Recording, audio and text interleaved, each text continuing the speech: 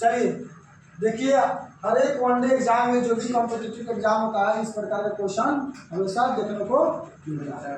तो सबसे पहले इस प्रकार के क्वेश्चन को बनाने से पहले इसका क्या करेंगे, हम गुणनखंड निकालेंगे। क्या निकालेंगे? गुणनखंड। यहाँ पर दिया है 1080। 1080 का अगर फैक्टर निकालते हैं तो लास्ट में उसका क्या है? जीरो है। तो जीरो है तो हम क्या सिखाते हैं, जितना जीरो है तो पहले 2 और 5 का गुना से आता है। 2 और 5 का गुना करेंगे तो क्या आता है? जीरो आता है। तो जीरो की संख्या जितना होता है उतना ही इस दोनों के पावर पर पावर में रख लेते हैं। तो जीरो की संख्या कितना है? 1। तो दोनों के पावर में कितना हो जाएगा? 10 का तो काम हो गया। अब बच गया कितना? 108। 108 को जैसे हम तोड़ेंगे तो कितना होता है? 12 को 9 से गुना करेंगे तो 108। 12 गुने 9। 12 को भी तोड़ेंगे तो क्या आएगा? 2 के पावर 2 और 3 के पावर 1 हो गया। 4 के हैं। फिर अगर 9 को तोड़ते हैं तो 3 के पावर 2। अगर 3 यहाँ पे बेस समान है तो इसको जोड़ देंगे कि नहीं जोड़ देंगे? तो पावर में 1 जोड़ दिए, 1 और 2 3। तो यहाँ पर क्या लिख सकते हैं हम? 2 के पावर 2 और उसके बाद क्या लिख सकते हैं? 3 के पावर 3। ऐसे 1 यहाँ पे है और 2 यहाँ पे है। कितना हो गया? 3 के पावर 3। और उसका तो फैक्टर हो ही गया वाले हैं, यहाँ पे लिखेंगे गुना में। हो गया और सभी हो गया ना। किसी को देखो, अब इसमें क्या करना है? बेस बराबर है जिसका पावर में जोड़। एक बार और उसको लिखेंगे तो यहाँ पे लिख सकते हैं 2 के पावर, यहाँ पे 2 है और यहाँ पे 1 है तो कितना आ जाएगा? 2 के पावर 3। यहाँ पे 3 के पावर 3, 5 के पावर 1 हो गया। इसका फैक्टर टूट गया ना। अब सभी क्या करेंगे? क्वेश्चन को बनाना चाहता है। एक नंबर क्वेश्चन में क्या पूछा है? एक नंबर पूछा है कि कुल गुणनखंडों की संख्या निकालना है।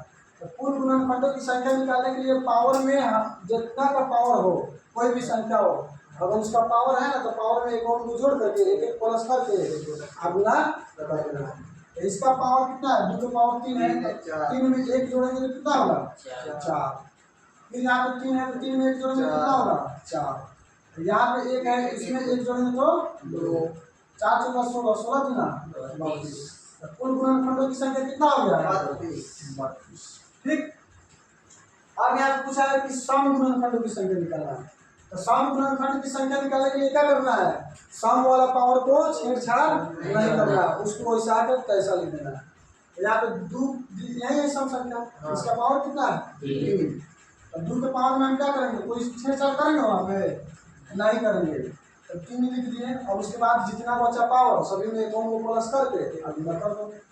3 में 1 प्लस करेंगे तो क्या आ जाएगा? 4। वहाँ पे 1 में 1 प्लस करेंगे तो 2। 4 के हैं 12, 12 गुना 24। कितना आ गया? 24। अगर सम गुणनखंडों की संख्या पूछेगा तो क्या लिखेंगे? 24। क्या लिखेंगे? 24।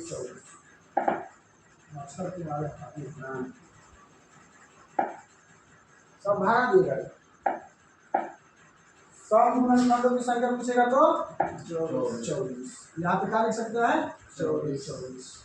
अब पूछा है कि कुल विषम गुणनखंडों की संख्या। विषम गुणनखंडों की संख्या निकालने के लिए क्या किए थे हम? सम वाला को छोड़िए दिए थे। यहाँ पे सम में पावर कितना है? सम वाला में पावर कितना है? यहाँ पे सम वाला पावर को क्या करना है? छोड़ देना है। यहाँ पे सम वाला पावर को छोड़ दो, उसके बाद जो बचा है उसके पावर में 1 प्लस करके 3 के पावर क्या है? 3। तो 3 में 1 प्लस करेंगे तो 4। यहाँ पे 5 के पावर 1 है, 1 में 1 प्लस करेंगे तो 2। कितना हो गया? 8। तो कुल विषम गुणनखंडों की संख्या कितना हो गया? 8। आ रहा है समझ में? अब चलिए इसमें दे रहा है कि कुल अभाज्य गुणनखंडों की संख्या। तो अभाज्य गुणनखंडों की संख्या कहेगा तो जितना पावर है सभी को जोड़ दो। यहाँ पे इस 4 नंबर क्वेश्चन को अगर बनाना है तो अभाज्य गुणनखंड निकालने के लिए क्या किए थे? सभी का पावर जोड़ देंगे। तो यहाँ पे कितना है? 2 के पावर कितना है? 3। और उसका बाद क्या है? 3 के पावर 3। उसका बाद 5 के पावर 1 है। तो बोले थे कि अभाज्य पूछ दिया था, पावर सभी को जोड़ देना है। क्या करना है? जोड़ देना है। सभी को जोड़ देंगे 3 3 6 और 1 7। तो कुल अभाज्य गुणनखंडों की संख्या कितना हो गया? 7। यहाँ तक कोई दिक्कत? अब पूछा है कुल गुणनखंडों का योगफल निकालने के लिए। योगफल निकालने के लिए बोले थे कि जितना भी है सभी को 0 तक ले लिखते चले जाओ। यहाँ पे मेरा क्या है? 5 नंबर क्वेश्चन को बनाने के लिए यहाँ पे तो क्या है, 2 के पावर 3 है और 3 के पावर क्या है 3।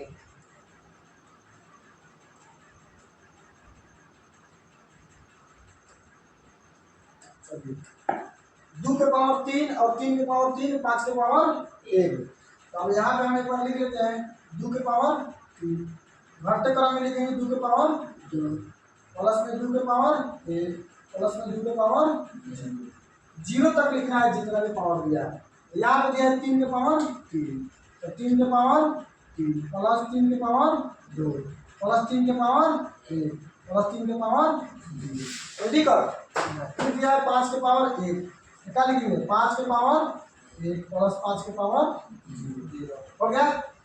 अब देखो यहाँ पे इसका कितना होगा 8 4 2 1। फिर इसको देखेंगे तो यहाँ पे होगा 27 9 3 1। इसको देखना है तो 5 हो जाएगा ई और ये हो जाएगा 1। किसी भी संख्या के पावर में अगर 0 होता है, दुनिया की कोई भी संख्या हो तो उसका मान क्या हो जाता है 1 हो जाता है। क्या होता है 1। अब सभी को जोड़ो 8 4 12 12 2 14 और 1 15। ठीक है, इंटू का मतलब गुना होता है 27 9 36 और 4 40। यहाँ पे 5 और 1 6 और 1 चौका 7 है 600 600 को 600 से 600 गुना करेंगे क्या आएगा 36 आएगा। यहाँ पे कुल गुणनखंडों का ऊपर पूछे तो क्या लिखेंगे 36। वहाँ पे आंसर क्या हो जाएगा 36। क्वेश्चन तो इस तरीके से बहुत प्रैक्टिस किया है, लेकिन एक ही क्वेश्चन से मेरा क्या हो गया, जितना चीज हम पढ़े थे 1-2 दिन में सब चीजें क्लियर हो गया। ठीक, अब चलेंगे फिर क्या थोड़ा सा छोटा कर लेते हैं। तो दिक्कत ऑनलाइन होने का दिक्कत नहीं, दिक्कत होगा वीडियो को करके नहीं कर सकता। देखो यहाँ पे कुल सम गुणनखंडों का योगफल, तो सम निकालने के लिए क्या करना है, सम वाला पावर में एक तक रहना है, 0 नहीं लिखेंगे, क्योंकि सम संख्या में अगर एक भी कोई संख्या इंक्लूड कर देते हैं, यदि सम संख्या में 1 जोड़ेंगे तो विषम संख्या हो जाएगा, चाहे 1 घटाएंगे तो क्या हो जाएगा विषम संख्या। इसलिए सम का पावर जहाँ तक दिया है तो 1 तक आना है। कहाँ तक आना है 1 तक। ये मेरा क्या होगा क्वेश्चन नंबर 6 हो गया और ये क्वेश्चन नंबर 7 आ गया। ठीक है, आप निकालेंगे क्वेश्चन नंबर कितना 6 का।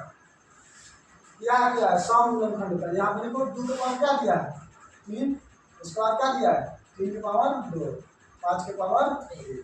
अब हम क्या करेंगे यही करेंगे, इसका पावर 3 है तो 1 तक जाना है, तो लिखेंगे 2 के पावर 3 प्लस 2 के पावर 2 2 के पावर 1। बस पहले दिन आके कि सम पूछ रहा है। अब उसके बाद 0 तक चल जाओ, तो 0 तक जाने के लिए सब लिखना जाना है 0 तक, तो सब का मान यहीं से नहीं निकल जाएगा। अगर मान लीजिए यहाँ पे इसको हम लिखेंगे बात तो वही होगा, डायरेक्ट इसका मान नहीं ले लेंगे हम 40 इसका 6 है ले ले, कोई दिक्कत नहीं ना है। अब वहाँ ले लेते हैं डायरेक्ट उसका मान 40 और उसका मान क्या है 6, क्योंकि इसका दोनों का मान कितना आएगा, जितना यहाँ पे है जितना आएगा। इसका कितना है 8 और 4 12 12 और 2 14। यहाँ पे लिखेंगे 14 गुने में 4 गुने में 14 चौको 56 560 560 को फिर हम क्या करेंगे 6 से गुना करेंगे 6 6 36 5 36 और 3 33 और 1 0 हो गया। तो इसका आंसर कितना आ गया 3360। यहाँ पे लिखेंगे 3300 कितना 7 3360 लिखना। ठीक है, आप पूछा है कि विषम, तो विषम वाला सम वाला को भूल के जाना है। कुछ देगा कि विषम कुल विषम गुणनखंडों का योगफल पूछा है, तो सम के पावर पूछो ओकरा क्या करना है भूल जाना है। क्या करना है भूल जाना है। एक बार और रिवाइज कर ले थोड़ा। अब देखिए यही ना क्वेश्चन है हमारा 7 नंबर का अगर बनाना है तो लिखा है क्या 2 के पावर 3 5 के पावर 3 के पावर 5 के पावर 1। तो वो पूछा है विषम कुल विषम गुणनखंडों का योगफल, तो तो इस सम वाला को क्या करना है हमको, भूल जाना है कि क्या है, इसको भूल मारो, कोई टेंशन नहीं। अब इसका क्या करना है, निकाला है कहाँ तक, 0 तक, तो 0 तक जाएंगे तो यही ना मान आएगा हमको, कहाँ जाएंगे 3 की पावर 2 प्लस 3 की पावर 1 3 की पावर 0, यहाँ पर लिखेंगे क्या 5 की पावर 1 5 की पावर 0, 3 की पावर 3 था ना, 3 की पावर 3 का, यहाँ पे 3 का, यहाँ पे गलत लिखा हुआ है, क्या है यहाँ पे गलत लिखा हुआ है, 3 की पावर यहाँ पे क्या है 3 है, यहाँ भी 3 होगा, एक और जाएंगे हम ना, क्या करेंगे एक और जाएंगे, यहाँ पे देखो 3 की पावर 3 3 की पावर 2 3 की पावर 1 3 की पावर 0 हो गया 0 तक, इसका भी हो गया 0 तक, तो इसका हम जोड़े तो कितना आया था 40। अब हमको एग्जाम में ऐसा नहीं करना है, सीधे यहाँ से उठा करके गुना कर देंगे, वो काम नहीं करेंगे, अगर विषम पूछेगा तो निकाल के गुना कर देना है, 5 और 1 6 6 होता 24 यानी कि 240, यहाँ पे कुल विषम गुणनखंडों का फल कितना आ गया 240। ठीक हो गया, एक ही क्वेश्चन में सब चीज क्लियर हो गया, ठीक है चलिए फिर कल मिलते हैं।